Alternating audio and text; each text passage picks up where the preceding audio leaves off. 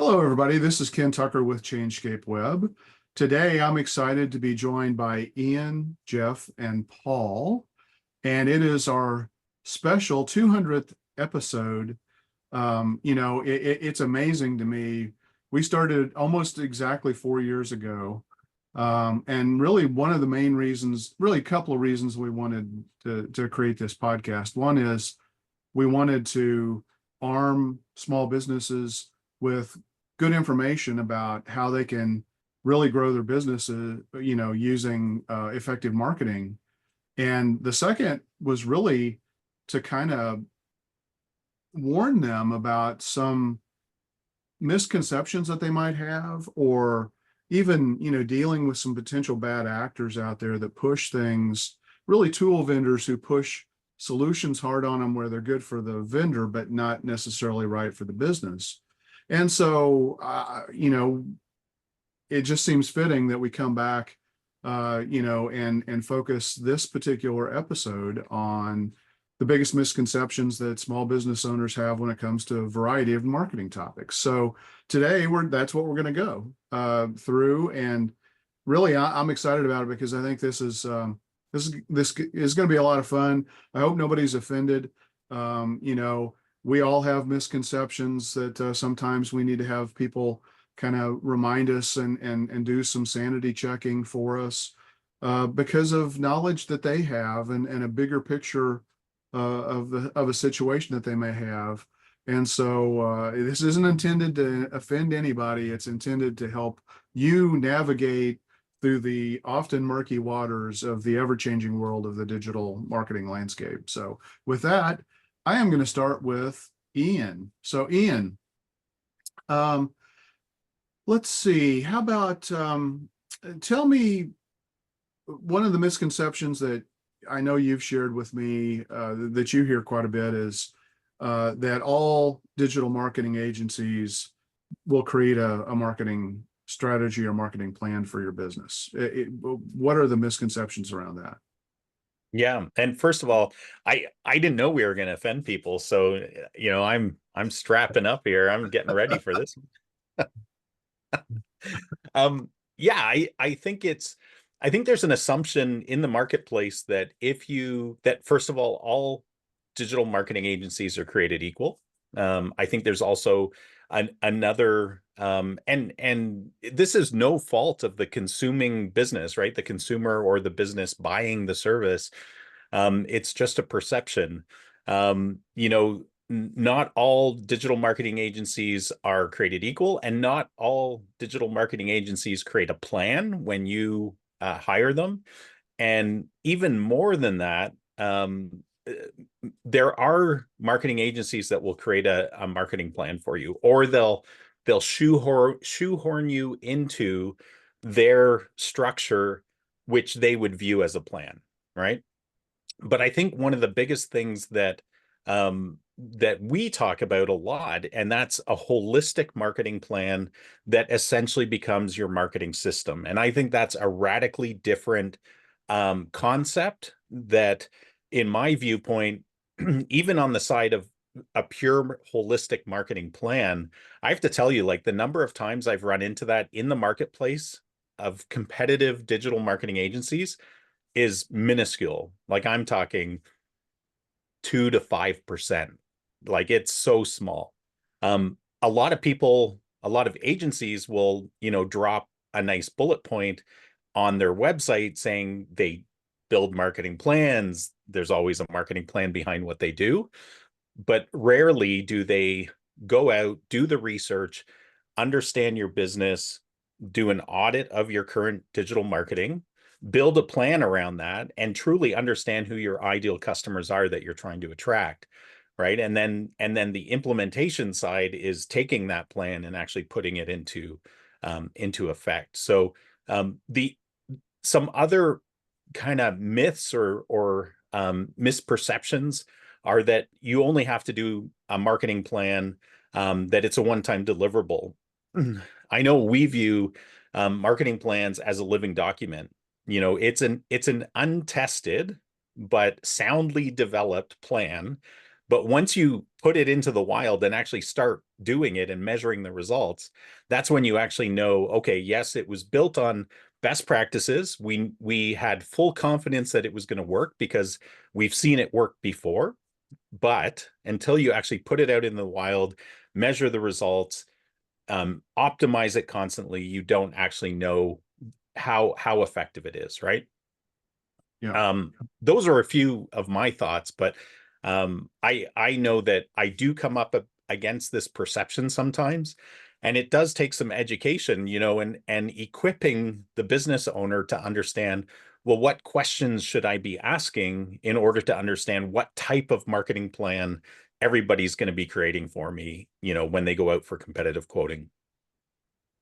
Yeah. I mean, I think a lot of people just assume that if they hire a marketing agency, that they largely have all of the same skill sets. Yeah. And that's far, far, far from the truth. And it may be hard for a small business owner to really kind of dig into that and kind of sniff that out, maybe. Um, but it's really important to try to do so because, as you said, having the marketing strategy in place is really important. I know, there are folks out in the marketplace that are very strong niche players, and they kind of come to the table with a certain amount of strategy, but every business is different. Your core message is different. Your ideal customers are different.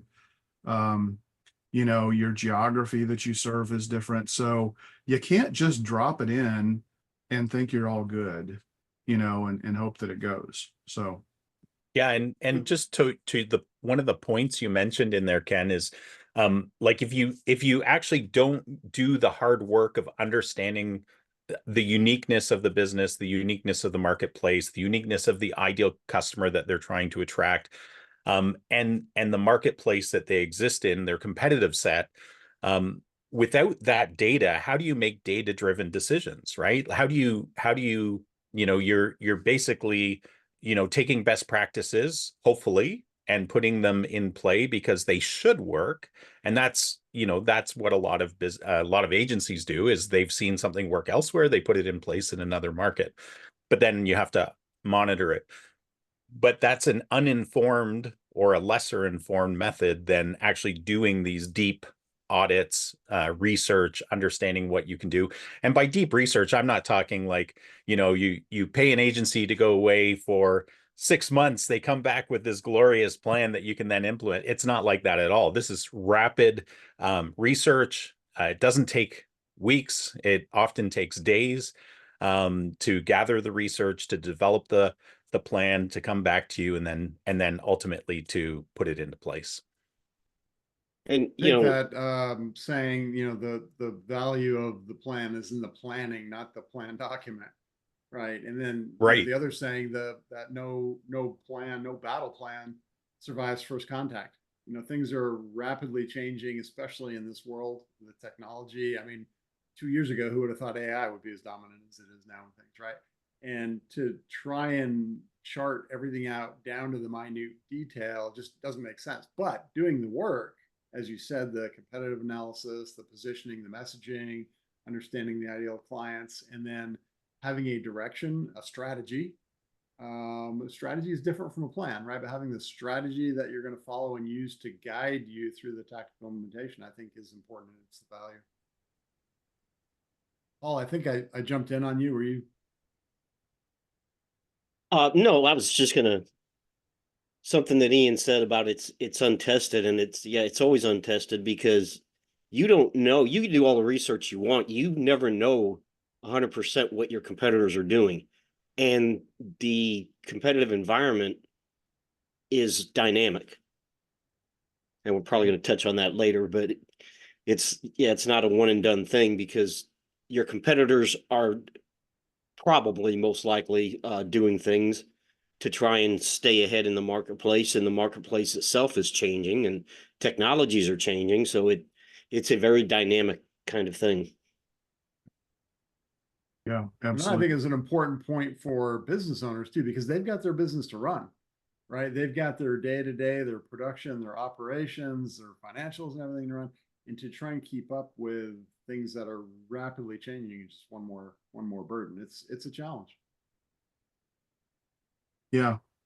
Um, so marketing's supposed to be easy, right? I mean, that's There's only 4 P's to it, right? If you know the 4 P's, you can nail it. yeah, exactly. Well, you know, Old school. one thing that jumps to my mind that's, you know, I think often missed because a lot of marketing consultants don't really, I mean, their goal is to drive what they think is action as fast as possible.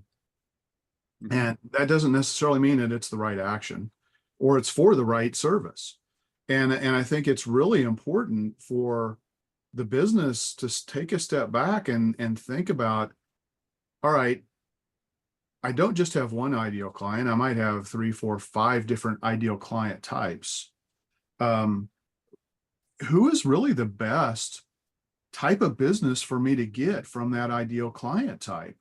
You might spend a lot of money driving traffic to get you decent leads, but they're low profit margin. They're a grind. They're not the fun types of projects you want to do. That could very well be the case. As a matter of fact, I think that happens a lot. But if you take a step back and you think about it strategically and you do the work, you're going to say, oh, you know what? Even though this is only 20% of our business, here's where the majority of our profitability is. We want to get out from under having to work in this type of an environment. We've already got a strong enough track record. Let's make our investment. Let's make our push toward this ideal client type. You know, that can dramatically change the face of a business. And, you know, I mean, in a world where we're living, you know, where it can be hard to retain or even find the people that you need, you know, to operate your business. You need to make sure that you're aligning that with the best opportunities that marketing can be driving for you. So with that, Jeff, let's talk about what misconceptions small business owners have about their websites. Yeah, so websites is you know, one of my favorites. I see a lot of good websites. I see a lot of bad websites, but I think the biggest misconception is that, you know, I don't need one. I'm too small. I'm too local, or I can do a Facebook will be enough. I'll just have a Facebook page, or I'll just have a Google business profile, and that'll be all there is. And remember, in marketing, it's omni-channel. It's multiple parts working together. And really the website is the central hub of the online presence. It's people are going to look for it, right? That's what Google is going to index. If you've got content, it's one of the things it's going to be after. And it's the place where you have the most opportunity to control the format, to control the layout, to control the messaging, the way you want to set it up, not just within the constraints of how many characters or how many headings or topics or categories some other platform gives you. So every business needs a website. The first myth is that the business is too small or too local. It's just got to be done. It's your essentially your digital storefront. The first thing people see. Well, it's also social proof. You know, Yeah. I mean, you've got to look like a professional business in this day and age. So even if you're 99% business driven by referrals, and that's all you need, that's all you can handle, you still have to have a professional website. Yeah, I do a lot of work with a business broker, business advisor, and that's often the lead in. He'll send people to us to first rework their website and then start working on other things. Or if we get going in a local SEO program, we'll first look at the website of the business and say, you know, are people that are getting to it from their Google profile, from the reviews, from Google search, are they seeing what they want to see? And you know, one of the things that we see a lot is no, it's minimal. It's all about the business, not about the client. And you know, how you frame things and how you draw people in. That's the goal, right? It's the funnel. It's you want to draw people in, take them through know, like, and trust down to doing business with you. And you know, So- Jeff, to your point there, you said, "Oh, I'm too small," or I'm local." Just because you need a website doesn't mean you need a 2,000 page website, That's true. but you still need a Yeah. website. You need, the minimum viable product, what you need to position your business to connect with your customers, to draw them in, to give them a path of what to do next. I know, Ken, you're a story brand guy, right? Story brand's a great system. Story is incredibly powerful for, connecting with people. But at the end of the day, you still got to give them a call to action, right? So we see websites where people talk about their clients, they talk about the problems they solve, but then they don't ask them to do anything. We see websites where they're talking about themselves and not their clients. There's a whole lot of things, and it's all got to come together and draw them in, give them an action to take, engage them, and bring them into your marketing machine. It doesn't have to be fancy and expensive. You're right. It's just got to have the minimum viable product.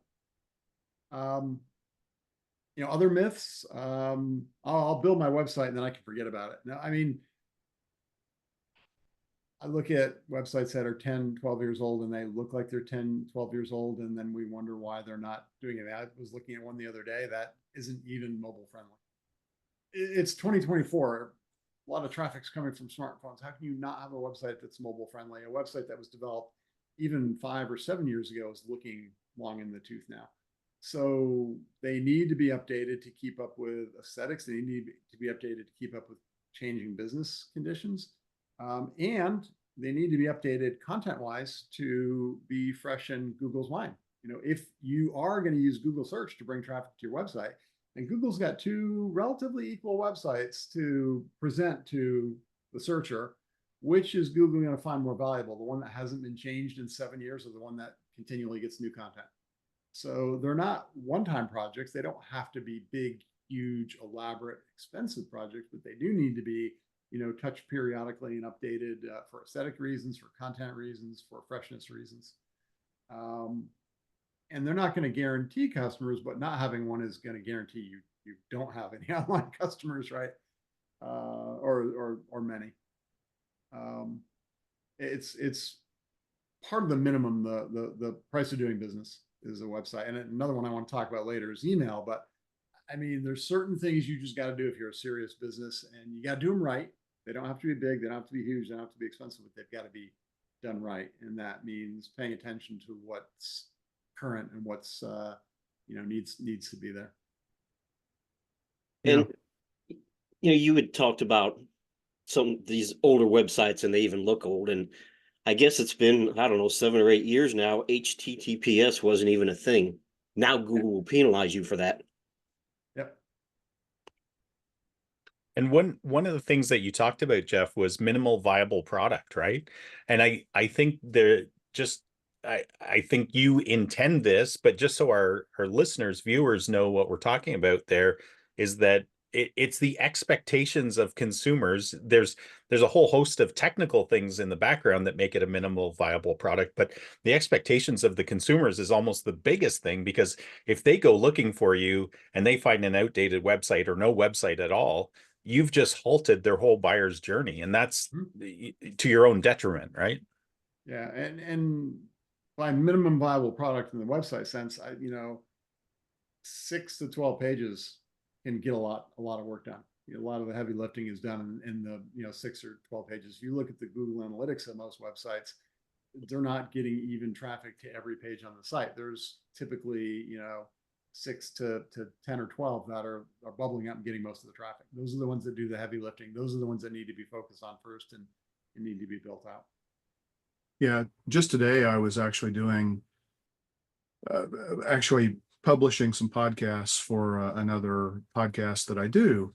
And we were not provided with the basic business information. So I had to go do some Google searches to go find it so that I could set up the podcast accordingly.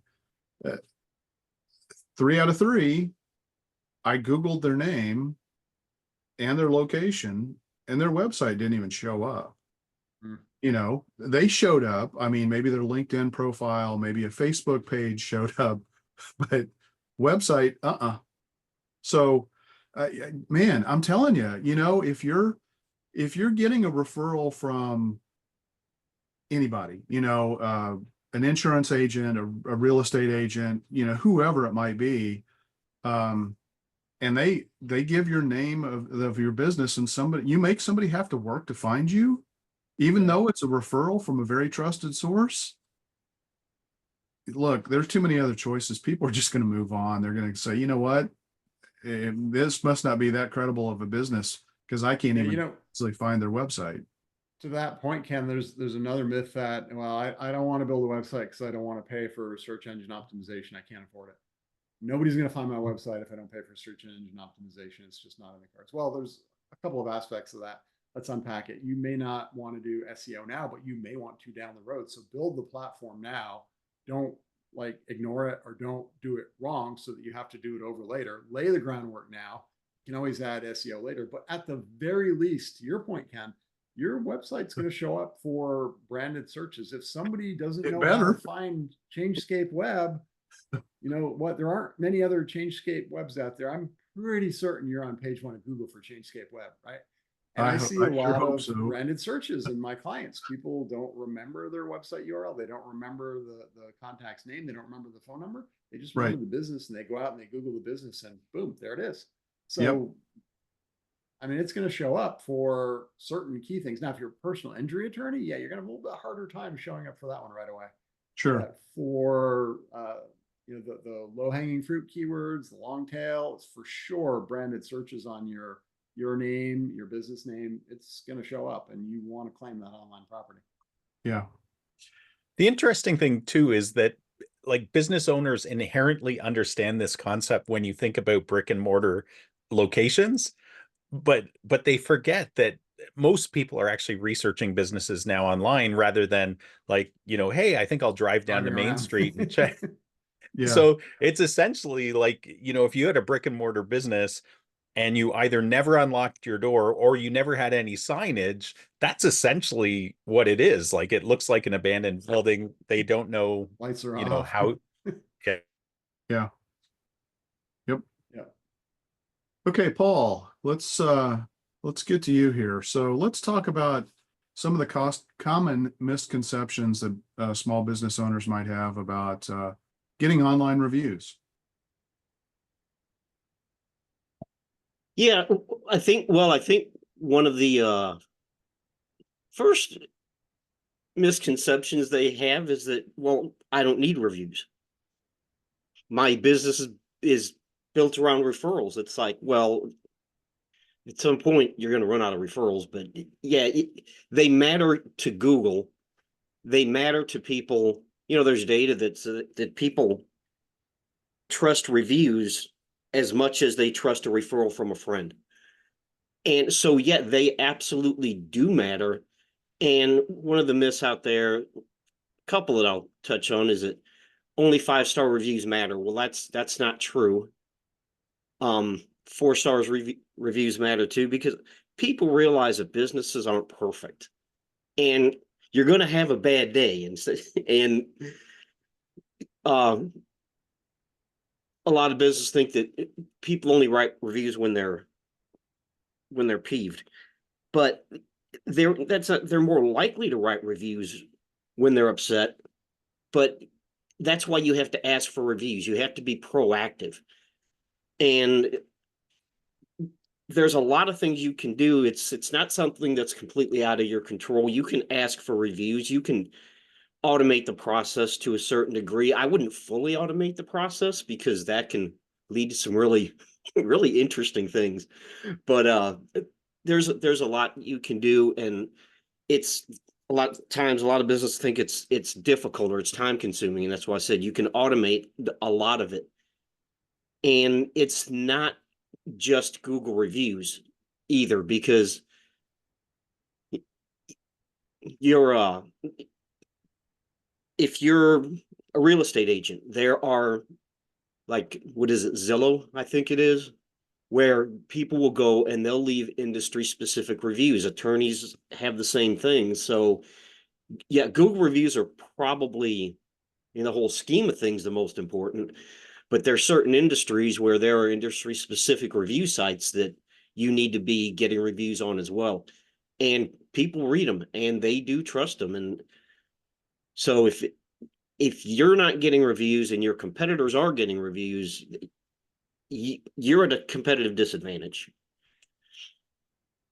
So Yeah, I mean, If you have no reviews, that still speaks volume, right? Oh yeah, Because that's as bad as having 2-star reviews in a lot of ways, because it's like, is this a real business? You know, it goes back to the website thing. If you don't have a website, you're not even a real business anymore.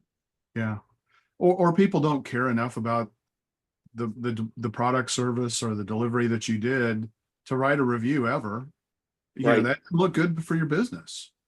So, I'm a big believer you don't want to allow communication gaps. And this is a huge communication gap. You need to look, we can't control the narrative anymore because there are just too many different channels and paths and touch points and things like that for digital marketing. We used to, as marketers, we used to be able to kind of, control the narrative. If we knew the 2 or 3 predominant channels that people were going to use, our messaging could drive people to take the actions we wanted. Um, we don't have that luxury anymore, but that still doesn't mean you don't try. You try like the devil to control the narrative and fill the communication gap, to provide the information that is needed every step of the way through, the buyer's journey, the marketing hourglass, whatever you want to call it. Yeah, and if you ask for reviews after positive interactions, that's one way that you can, to some degree, control the narrative. Because, You're sorry. being upset is a powerful motivator. So you have to ask, and there's Yeah. ways to streamline that process. Yeah, it kind Yeah, of you goes back said, to what Jeff was talking about too. It's about reducing barriers, right? There's actions that we all need our clients to take, whether it's when we onboard them, whatever it may be, but particularly reviews, because that's the public facing side of our business. And all the statistics show that, people read reviews, people read multiple reviews now, people read positive reviews as well as your negative reviews, people read recent reviews as well as past reviews, right? Like, we're all researchers at heart because we want to make the best decision possible. And again, if it same thing I said when you were talking, Jeff, like on the website side with reviews, you're doing yourself and your business a great disservice by keeping that door closed and not essentially having your greatest fans promote your business for free, right? It just doesn't make sense. Yeah, one of the you know, things that when, I'm sorry, Jeff, but well, that just made me think of something. One of the things that's, you know, I hear all the time is I don't want to ask for people to write reviews because they might write a bad review. And it's like, okay, well, if they do, then that's telling your business something that maybe you need to address. Or an example of an accountant. I don't want to ask people to write reviews because maybe they had a bad tax year, and they had to pay a bunch of taxes. And it's like, well, are they mad at you or are they mad at the fact that they had to pay a bunch of taxes? You can differentiate that. It doesn't mean you don't ask or don't expect your clients to. The last thing I want to say before I forget is you need to be respectful of the review platform that you're using. Every review platform has different rules and regulations that you need to be aware of. If you aggressively ask for people to go write Yelp reviews, for example, you're wasting your time. Yelp's going to figure that out pretty quickly, and it's going to ignore most of those because Yelp is a user centric, user generated content driven app. Just as an example, there are other platforms where, Paul, as you said, you can automate the process and ask people to go write reviews. But you need to understand that you can't just say, here are the 5 review sites I want to have you go write, and disregard the culture or the policies even, that those particular review sites have. Jeff, I'm sorry. I was just going to say, when Paul started out, he said, one of the myths is, oh, I don't need reviews. I get plenty of referrals. Well, if you really do get plenty of referrals, maybe, but when somebody gives a referral, what's the first person that gets the referral does? They go do their homework. They look you up. They look for the reviews. Boom, you need reviews. And how do you know how many referrals you're missing because you don't have reviews, right? It's one of those things. Yeah. If they never come and see you, you're never going to know it. And oh, my bad. I got my phone ringing in the back. Yep. Trust but verify. Usually put that outside the room when we're on the podcast. And then the other that threw me off my train of thought. The other topic I was going to respond to was the notion of, oh, I'm afraid of getting bad reviews. And your point is right on, Ken. You know, well, don't you want to know so you can fix those things in your business? But don't be afraid of a few bad ones. They're going to happen. You know, nobody has a perfect one. I used to, you know, do in-home sales, and I'd say, you know, we're going to work real hard to do well for you, but we're not perfect. The only perfect being I know is God, and I'm not him. But if we do have a problem, we're going to do our best to take care of it and fix it. And if you can show that through your reviews, if somebody does give you a 4-star, 3-star, whatever, and you can tactfully address it, that's even better than having all 5-star reviews, I think. Well, and yeah, not only that, but I mean, if you show concern to somebody who even gives you a 1 or 2-star review, and you provide, you know, an explanation, and people see that you care and that you're trying to make the situation right, that oftentimes has as much influence on the fact that people make a decision, because it's like, man, maybe I ought to go check this place out, because even if they screw up, I know they're going to take care of me. Because everybody I mean, you know, as you said, this is not a perfect world. No matter how hard you try, you're not always going to be perfect. If you are, you're never going to deliver anything. So and Have you guys ever had businesses come to you and they say, man, I need help with my marketing? And so during part of just the research of a prospect, you know, you guys, I've had this where I look at their reviews, I look at their website, I just get an idea of who I'm going to be talking with. Mm-hmm. And you see an extraordinarily high volume of bad reviews. And from them, because it's pretty easy to get a sense of what's going on in a business. And I'm talking specifically about dentists in this particular comment, but like I've read some comments and reviews, and I'm like, these guys have a systemic operations issue that no amount of marketing can fix. Like, good marketing cannot fix a bad business. Like, you have to, you can do them tandemly. You can grow the business from a marketing perspective while you're fixing it. But unless the business owner understands that there's a problem, and to your guys' point, reviews are, you know, people are putting their hands up and saying there's something wrong here. And if you as the business owner aren't listening to that, that's a big problem. yeah. Yeah. And reviews are generally going to skew to the negative if you just let them naturally happen. Mm-hmm. That's Well, not why always it's the important to case. ask for them. Ask, you know, because if Yeah. you ask, you can skew it back by asking for them.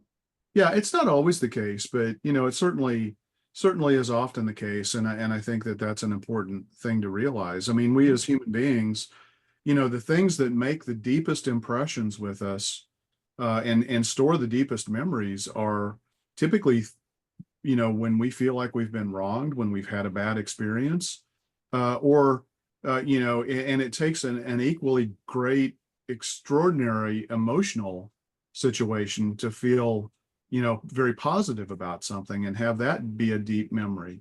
So it's important to understand the psychology of what, you know, what motivates people to take action in a variety of ways. And it's important to understand that people, like, we all live very busy lives. We switch rooms very fast in our minds, right? So, you know, Yeah. if you're at a restaurant or a dental clinic or wherever you are, an HVAC guy comes, fixes your problem.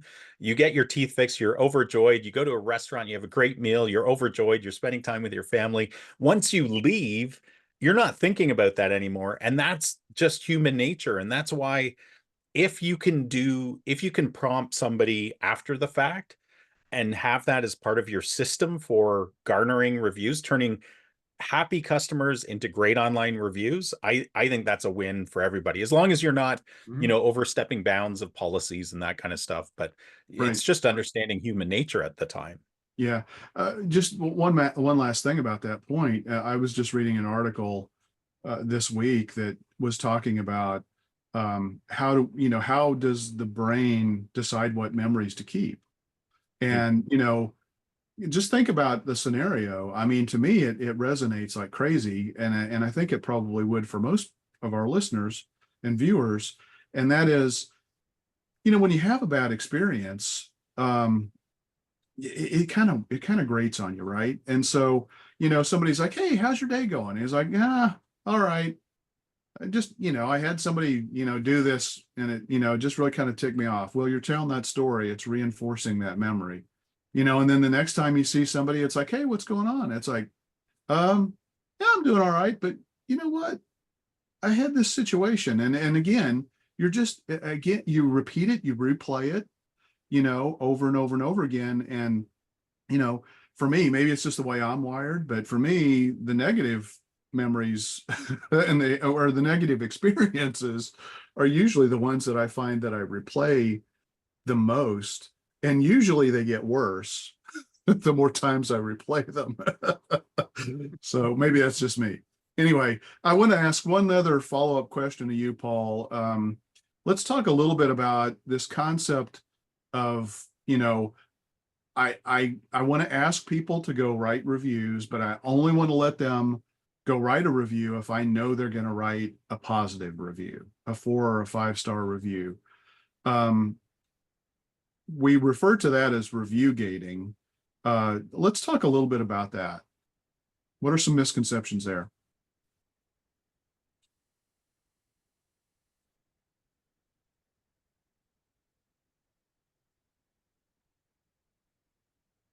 Hello, Paul. Did we lose Paul?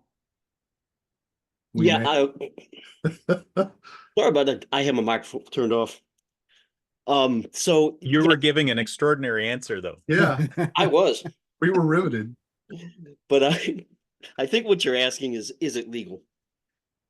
Well, And that's one thing. Yeah, for it's sure. generally no, but the FTC has guidelines, and you can go look them up if you want. This is not legal advice. I'm not an attorney, but I think part of it, one of their guidelines is preventing people from leaving negative reviews. So if someone leaves a 2 or 3-star review and you direct them to a page that says, "Hey, what can we do to fix this?" And if you still want to leave a review, click here, however you want to phrase that, you're not preventing them. You're saying, "Hey, can we do something to fix this bad experience you had?" You'd probably be okay with that. But when when you get into things like only asking people that are going to leave positive reviews, well, how are they going to know that? I mean, the FTC says you shouldn't do it, but how do they know you're doing that? When you send out an email request asking people for review, you can't say, you're really not supposed to say go to this platform or this platform and leave a review. You're not supposed to do that. And obviously you don't say, well, only leave a review if it's going to be 5 stars. That's definitely illegal. You can't do that. Yeah, and But And there are that's just financial asking for penalties. trouble. Yeah, I mean, there are financial consequences for. oh yeah, I think it's up to like $44,000 or something like that. Yeah. But not just that. I think you're going to tick off a whole bunch of people if you were to take that approach anyways, right? Yeah, They'd yeah. be like, "Oh, I'm It's going to leave you a bad review because you're idiots." Yeah. it's Yeah. it's just a bad idea. So generally, review gating is not a good idea. But there's some things, it's one of those things where, like I said, if how are they going to know who you're asking for reviews, or if you're only asking for reviews that from people that had a positive experience, because you want to do that because the people that had a bad experience are they're going to go leave a review anyway. So it kind of balances itself out. But it's one of the myths is everybody does it. Well, no, they don't, and there are actually these platforms are starting to crack down on that more and more. Yelp is really strict about that. Google is starting to crack down on it a lot more than they have in the past. And it protects my businesses from unfair reviews is another myth. Well, I think it was Ian earlier that said if you have systemic internal issues, and people have a bad experience dealing with your business, well, that's not an unfair review. It's a bad review, but it's basically pointing out a problem that you need to fix internally. So there's a lot of business out there that think if they get a bad review, it's not fair. Well, did they have a bad experience? If they did, then you want to try to take that offline and resolve the situation, but it's not necessarily an unfair review. So I would say generally you don't want to review gate. You Well, want I to think that review gating itself, I would consider to be illegal. You know, you can have something similar to that, but the whole concept of review gating is why they put the law and the penalties in place, because it was very and so if you hear somebody using that term, I would run, because that's you're treading on dangerous water. As you said, Paul, I agree. There are ways that you can kind of sort of maneuver around it. My opinion is don't even take that risk. Have thick enough skin to where if somebody leaves you a bad review, you're gonna take it to heart. You're gonna see if it is actually true and accurate about your business, or if somebody was just having a bad day. But either way, it's not the end of the world. And No, it's not. And the best thing to do in that case is, like I said, try to take it offline, contact them and say, hey, we're sorry you had a bad experience. What can how can we fix this? yeah, And for businesses that are going through operational troubles and they know it and they're trying to fix it, you can still, like, as a business, depending on the platform, right? And depending how you approach this, you can still very specifically go out to the people that you know are your best fans and ask them, hey, would you mind leaving us a review? Right? Like, you can always do that as a business. So you're not review gating, you're not doing anything, you're just actually talking to your customers in a way that's a little bit more strategic than, taking the, yes, it's efficient, but it's a shotgun approach that may burn you, right? The The other alternative thing, just approach. to jump in real quick on review gating, it's not just review gating, it's the whole notion of deceptive practices, right? And one thing that I think business owners also need to be wary on is cherry picking the reviews they show on their websites. Mm. And there are some widgets that'll plug into websites and will connect to Google reviews or review platforms. And you can say, pull out only 5-star reviews and show those on my website. Bad, bad, bad idea. What you show needs to be representative of reality, not cherry picked to make you look good. That's a deceptive practice. all right. Ian, let's come down and let's talk about the fascinating world of artificial intelligence. I think there's a misconception out there that a lot of people think that they can just basically do pretty much all of their marketing using Chat GPT. Let's talk about some of those misconceptions around that.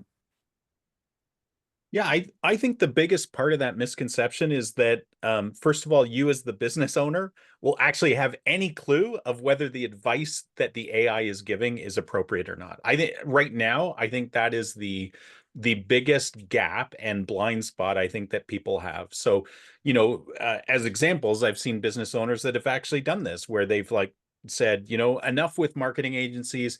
We're going to bring this all in-house and we're going to save a ton of money because we're just going to use AI to generate our blog posts, our social posts. We'll even use AI to come up with our strategic marketing plan. Here's the challenge with that philosophy. First of all, you're assuming that the AI has the same level of expertise, experience, intelligence, data as the digital marketing agency, right? That's a big assumption. Yes, it is enormously powerful, ChatGPT and some of the other AI tools. But they're also, they have they only have so much information at their disposal, right? So, and they certainly can't have the same experience that, people that have been doing a job for years and years would have. Can it give you some guidance? Absolutely. You can plug into it and say, hey, here's the situation of my business. I'm trying to come up with a marketing plan, and it will pull together all of its enormous bandwidth of information and try to come up with a plan for you. But again, how do you know if that's the right plan for your business or the best plan for your business? The other side of that is, what if your competition is doing the exact same thing? It's, when Jeff was talking about websites, one of the biggest problems we all see with websites is, if people don't do any kind of strategy associated with it, you get a very vanilla, competitive environment of websites. So all the dentist websites, they might have slightly different looks and feels. They're all essentially saying, under the underlying message is, you have teeth, we can solve your problem, right? That's not very compelling. That's, who charges the least, because now you're a commodity. So, AI right now is super powerful, but it's still in its infancy. For those of us that have been watching and playing and using it for, a few years now, ChatGPT has only been around for just over a year, like publicly, for people to access. So thinking that it can do everything you want it to do is pretty naive. The other thing I think I've seen as well is where, and I've even seen some marketers try this, which is unfortunate, where the AI will spit something out and they're like, great, I have a blog post now. They put it up on their website, and then after the fact, they review it, or somebody they know reviews it, and they're like, that's a very odd blog post. Like, it doesn't fit with the tone of your business. It doesn't even, maybe it's got some of the keywords you were trying to say, but it actually doesn't have the level of expertise that you would normally associate with your business. Those are just kind of the big things that I see. I'd love to hear what you guys think, because I think this is such a hot button right now. Yeah. Yeah. I mean, I think a lot of people think that it can literally do everything. I mean, I need ads written. I need web page copy. I need a marketing plan put together. Tell me who my top competitors are. What are the top keyword phrases? Sure, AI, it can get you a pretty good ways down the road in many cases. But, one thing that people don't often stop and think about is there are legal ramifications as well. If you have incorrect information on your website because an AI bot put it on there and you didn't bother, or an AI tool put it on there and you didn't bother to check it and verify it, you may have legal exposure. At a minimum, if it's incorrect, you may look like you don't know what you're doing when you're trying to prove to people that you are, the trusted go-to source. So you can't just, assume that it's going to be the end all be all. It doesn't even know everything that it should be doing for your business. Right. It's a tool, right? And I think people forget that, because we've all watched movies with artificial intelligence in it, and we think, oh, like, this thing can do a job, right? Yeah. But it's, at least at this point, it's essentially a very smart tool, and you still need an operator, and the operator actually has to know what they're doing in order to guide the tool. Yeah. Yeah. Jeff, go ahead, I Paul. was gonna say, keep in mind that I think it's fixed now, so to speak, but up until about a year ago, if you asked ChatGPT who was president, it'd tell you Obama. So just because it comes out of AI does not mean it's correct. Yeah. Garbage in, garbage out, right? Yeah, especially when There's you're a dealing with delay in information that needs to be current, and up to date.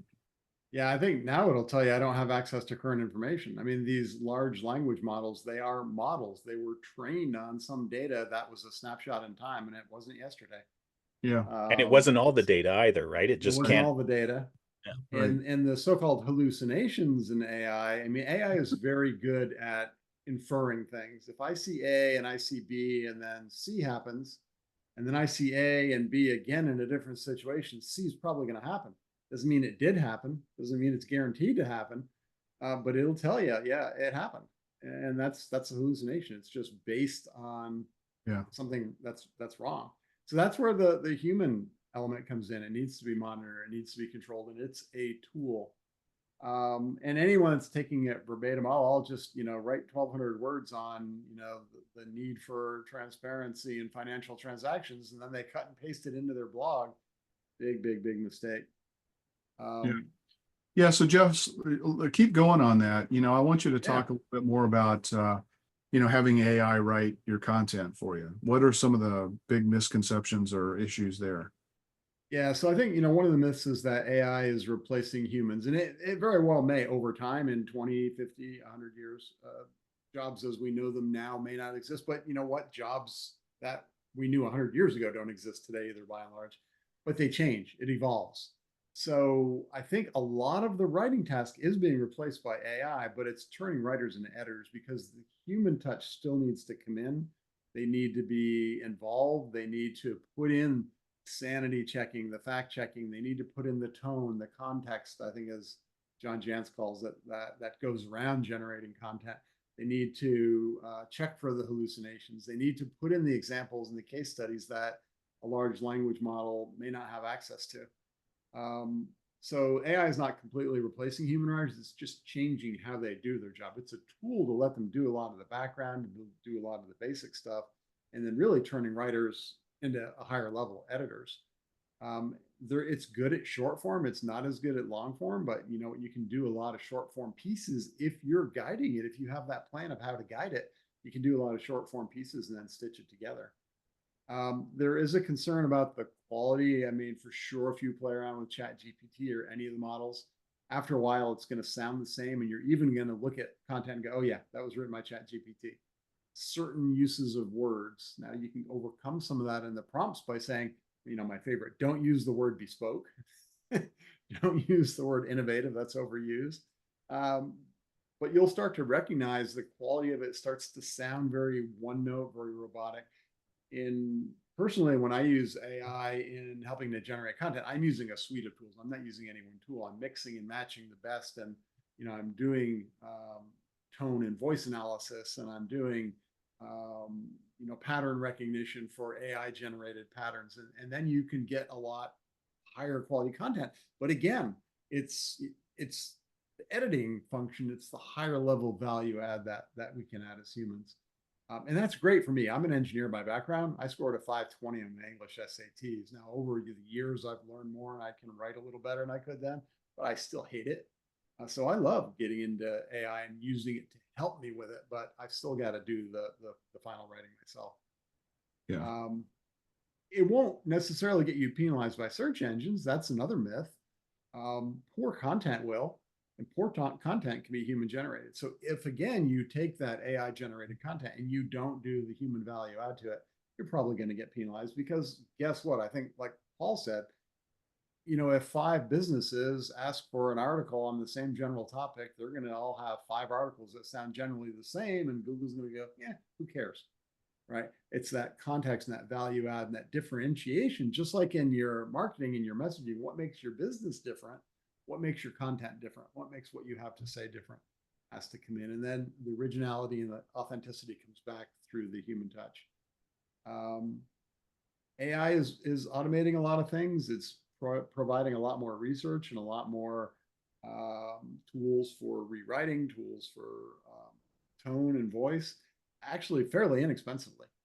So I think there's a myth it's expensive. It can be. There are some expensive tools, and there are a lot of non-expensive tools, but the non-expensive ones, inexpensive, I should say. See, there's my English score.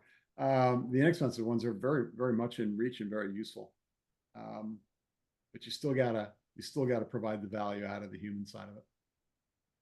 Yeah, I think, when it comes to creativity, it's certainly lacking. I was just playing around with it, and I asked it to basically put together a script for a performance. And I specify, I mean, my prompt was probably a good, healthy paragraph, and ask it to take into consideration, probably 10 different, 12 different things.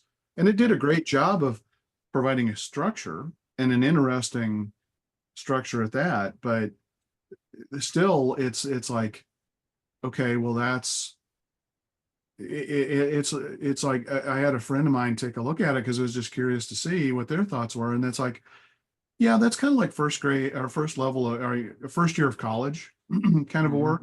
You know, it's like if you're really trying to differentiate yourself and create something that is remarkable.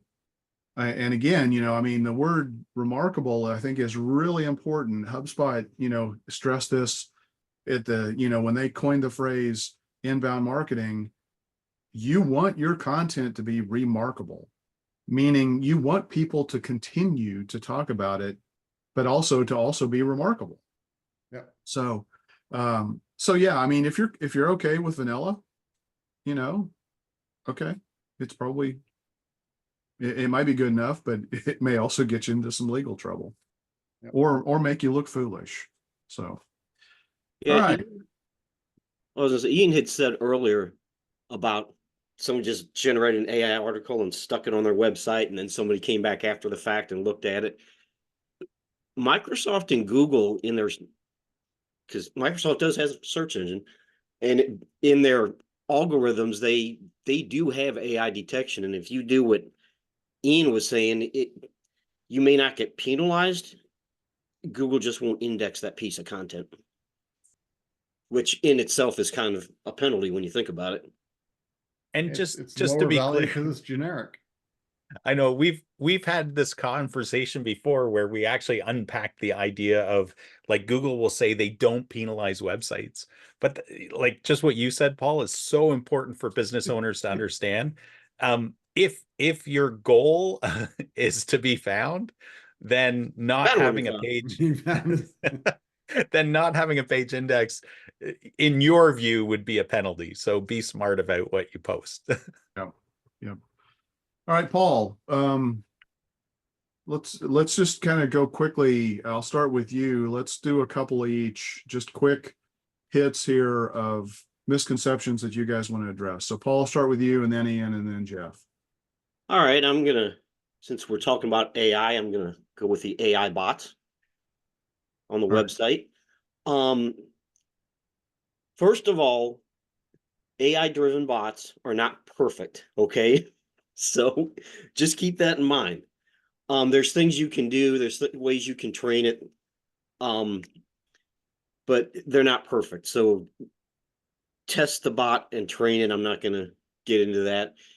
One of the myths is that they can completely replace customer care, like human centered customer service. They can't.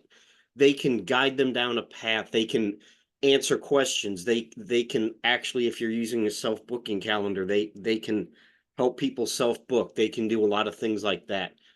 But they're they're not a replacement for customer service, and they're not all created equal. There's different functionalities that are available, and some of the simpler bots, they just don't have a lot of the higher level functions. So keep that in mind. Um, we're back to the one and done thing. Setting up an AI chatbot is a one time thing, and it's not, because, well, maybe it is if your website never changes and you never add any new content. Maybe then it is, but if you're writing content and putting on your website, it is not a one time thing. It's just like a website. It has to be maintained. And I've heard some business owners say that they don't want a chat bot because it it'll scare people away because they want human interaction. Well, maybe it's true that they want human interaction, but it's not gonna scare them away, because what, are you gonna block them from seeing your phone number or filling out a contact form? It's just another tool that's there for your customers to use. If they just want to get some answers to their questions, they can type in a question and get an answer. And the other thing, and I'll stop with this, we're kind of long on time, but It's your our new 200th episode. We can go for hours. hours 200 hours. so Is that your new customers are probably getting younger, okay? And they're gonna interact with that chatbot before they pick up the phone or maybe even fill out a contact form. So I think that's something a lot of times we forget is that if you're building a business and you have an established base of customers, and people get older, they don't get younger. So your new customers are probably going to be more apt to use technology. So Yeah. that chatbot isn't going to bother them. Yeah, I think you know, the misconception I hear is people think that chatbots aren't authentic. And it's like, you know, for certain tasks, what's more important is conversion. You know, I don't think people think about whether it's authentic or not. If you're putting in a, you know, something that says, what insurance do you take? And it comes back with an answer. And then it says, would you like to go ahead and book an appointment? You know what? You accomplished a major goal that we've been trying for decades to sometimes train some humans to be able to be that efficient at getting somebody to book an appointment. So, you know, don't just categorically, again, don't let your own personal biases dictate what you decide to do in terms of marketing. But make sure you monitor the responses of the chat. Sure, Because sure, yeah. I've seen it where it misimplies things, just like what you were saying, like, oh, you take this insurance, when in fact the business didn't. Somehow Right, it filled in some blanks. right, right. So Ian, let's go to you. What's another Oh misconception? man, I have some favorites, and I won't take long on these. So, because I want to get a couple in because I think they're valuable to people. The first is I hear this occasionally. And most people aren't this I don't know, brash, but some businesses we've talked to, they say, you know what? Because I took marketing in university 15 years ago, I think I got a good grasp of what needs to be done for my business's marketing today. I don't think I need a plan. But on like if we were to reverse that, and I'm looking, you know, for a dentist or a mechanic, and they haven't, you know, they didn't touch teeth or cars for 15 years, and then they're going to work on my car, I'd run, man. Like I, so it's, you know, it you know, you got to stay up to date with stuff. Um, I think a mechanic is actually probably a pretty good example. Like car technology has radically changed, especially with EVs and that kind of stuff over the last 5-10 years. Same with digital marketing. It's changing. You guys can attest to this. It changes daily. It doesn't change annually. It's, you know, it's, you're holding on to this bull pretty strong to stay on it sometimes.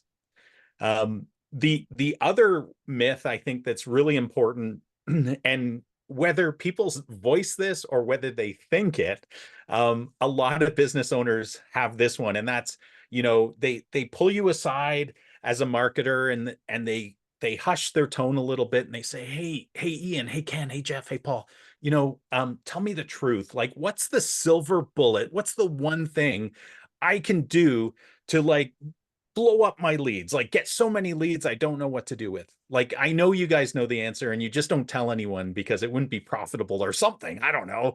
Like, instead of all that fake advice that you guys give out. And I used to hear this a lot. I hear it a little bit less now because I think people understand that there's so many elements in marketing, but there is no one secret silver bullet to help a business. The It is the closest silver thing bullet. the closest thing you can possibly get to that is developing a strategic marketing plan based on data, and then implementing that plan, watching it, monitoring it, and improving it over time. Like, that is the silver bullet of marketing, is to create a strategic plan and implement it. If you're looking for one tactic or one strategy, you're never going to find it. So there is a silver bullet. Well, it's a beverage, I think, isn't it? But Mm. or You know, it's Ian, something the Lone Ranger used to use. Yeah. I had that exact, you're looking for a silver bullet conversation with a client this morning, literally this morning on a call with a Wow. client. I said, there is no silver bullet. It's a compendium of things. It's a lot of moving parts working together. It's constantly evolving and changing. And because he asked, you know, what's the one thing I should do that will generate? It was exactly the question you posed. The one other one, just because I feel like it has to be said, and I don't think anybody else is going to bring this one up, but it's that word of mouth marketing. They'll put the word marketing in there is all I need. And the businesses that are saying that to me and that we've talked and we've unpacked it a little bit, what they actually mean is they don't do any marketing. Just word of mouth referrals magically happen because they've been there so long. So, they're the incumbent dentist in the area. And that, yes, they do a good job, right? So there is natural word of mouth that happens, but that's not marketing. Like, marketing is actually an activity that you do. You have to have a plan and an action, and you have to be able to measure it. And those people who say that can't do any of that. They can't ramp up their word of mouth marketing when things are slow. They can't pull it down when things are fast, right? Like, so there are things that you can do in word of mouth marketing to help generate referrals. But I think it's important for businesses to understand that, man, like, word of mouth marketing can touch so many elements of your marketing strategy, but pretending you have a marketing strategy in place called word of mouth when all you're doing, is passively accepting referrals when they occasionally come in is not marketing at all. Ian, I was going to hit on that topic. Oh, And it good. was Then a little keep it different going. angle. It was on the angle of, the myth is, oh, I don't need to market. I've got a great product. And that's essentially the word of mouth is what their expectation was. But, history is littered with products that were great products and they weren't marketed well. And I'll show my age, but for those of us that remember videotapes, Beta would have won over VHS if it was all about the product. And in the early days of the computers, PCs, Motorola would have been the processor of choice instead of Intel. It was technically superior. But it's all about the business and the marketing side. So the question I put to business owners is, well, how are people going to know about your product if you don't market it? And then, of course, that leads into the marketing budget, which is the other one I wanted to hit. And I think we'll do another podcast on that coming up in a few, just on budgeting and how to set marketing budgets and all the different factors that go into that. I mean, there's myths on both sides. I don't need to spend much. That's the extension of word of mouth's going to do it all. And then there's I can't afford it. It's too expensive. And the thought I always leave people with is a saying by Peter Drucker, and I won't get the exact quote right, but it's essentially that marketing and production are the two functions of any business that generate revenue. Everything else is just overhead. You got to have something to sell, and you got to have a way to get people to know about it to come buy it. And we get into that a lot deeper, as I said on another podcast. But that's a big one that I see a lot too. And why you'd want to relinquish all the other opportunities to your competition by not marketing your business because quite frankly, I haven't met a business owner who doesn't believe they have the best product or service because they've worked so hard to build that. Why would they hide it? Why wouldn't they broadcast it to the world? It's like they're doing a disservice to themselves and to the world. Let the world know that you're there and that you can serve people. Paul, you have one more? I guess I could go using AI for online reviews, because we had talked earlier that there's ways to automate the process to a certain degree, but you really don't want to completely turn your review process over to AI. And it can't just magically improve your reputation, so to speak, because it's AI. I mean, it's not perfect, and it can do some weird things. So I mean, you don't want to use AI to write reviews. That's very much frowned upon. Even having AI respond to reviews is probably not a good idea. I don't know if AI is ready for the whole automating the review process yet. I disagree with having AI respond to reviews. Now, they have to be human vetted, but it can help. Yeah, and honestly, it usually writes a better response than a human would, because it echoes back, again, assuming that somebody left a good, meaningful, keyword-rich review, which doesn't always happen. But when it does, you have an opportunity to reinforce SEO a little bit by echoing back, some of the phrasing and the wording that the person put into the review. And AI does a great job of that. And the other thing is, it helps make sure that you respond to every review, which is also really important. Most humans drop the ball on that. So let it write the draft, queue them up, and then you go in and edit them and click reply. Yep. So I'm going to wrap up with just a couple. One is direct mail. I think direct mail can work really well. It's certainly become a lot less competitive. So we're in a pretty noisy world, and so using a direct mail strategy may actually be an effective way, if it's targeted correctly, to to get your message out to the right potential buyer. But too many businesses just think they can do one and done.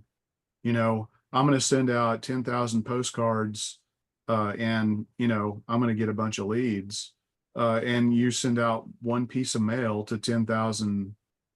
Well, that usually doesn't work so well. So, and on the, kind of comparable to that is doing a cold email. First of all, cold email, is a really dangerous thing to do if you don't know what you're doing. There are ways that you can do it. It is not illegal for a business to send another business an email, even if that business is not opted into a list. That's not technically illegal. It may be largely a waste of time, but it's not illegal like a lot of people think it is. But again, it's if you're gonna, just like anything we talk about, omni-channel, multi-touch. If you do it once and that's it, you're not going to get the results. Multi-touch. Yeah, exactly. So those are the things that I think are huge myths, that still to this day, or don't even do an email marketing campaign, which I know we talked about last week, because I hate getting email. Okay, well, don't let that throttle, one of the potentially most effective strategies you got. So we could go on for a very long time. As a matter of fact, I think we probably will on this topic. Maybe there'll be some news coming out of this here shortly. Guys, any other last thoughts that you want to hop in with? No, I thought this was a great topic. Yeah, I thought it was too. Yeah, so hopefully we didn't offend anybody. But I'd just like to say, there's a lot of resources, and ask questions. We are marketing guides for a reason, right? Yeah, exactly. Engage with us, ask questions. That's what we want to do is help, as you said at the top, educate, dispel myths, beat misinformation, and be resources for people. Yep, absolutely. So with that, Ian, let's celebrate our last 200th, it's not our last. Let's celebrate. There's the news, folks. Let's celebrate our 200th episode in style. Take it away. All right. Are we going to have a dance party? Hold on. Let's see if fireworks. Woo! There we go. They're like coming right out of your head there. I know. Big thoughts.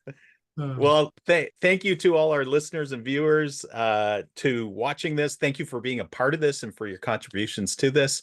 Thank you guys. This is always a blast for me every week. I enjoy getting together and talking marketing with like-minded pros. So you guys are awesome.